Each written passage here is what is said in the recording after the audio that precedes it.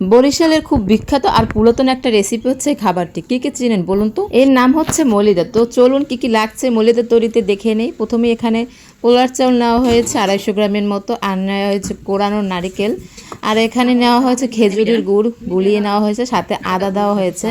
যেহেতু পোলার চাউলটা কাঁচা থাকে, কাঁচাই খেতে হয়, সেজন্য পেটে যাতে কোনো গন্ডগোল না হয় সেজন্য আদা দিতে হয়। তো এই তো পোলার চালটা ব্লেন্ড করে নেওয়া হয়েছে। তারপরে এই যে গুড়, আখের গুড়ের সাথে এটা সুন্দর করে মিক্স করা হচ্ছে। এদিকে যে নারকেল কোরানো ছিল তার সাথে কিছুটা লবণ দিয়ে তাও ওগুলোর সাথে মিক্স করে দিচ্ছে। সব একসাথে সুন্দরভাবে মিক্স করলে খেতে তো জাস্ট অসাধারণ লাগে। আসলে এক এক দেশে এক এক রকমের খাবার, তো যে এটা না খেয়েছে সে আসলে বলতে পারবে না। তো এই তো এখানে গ্লাসে সার্ভ করা হচ্ছে।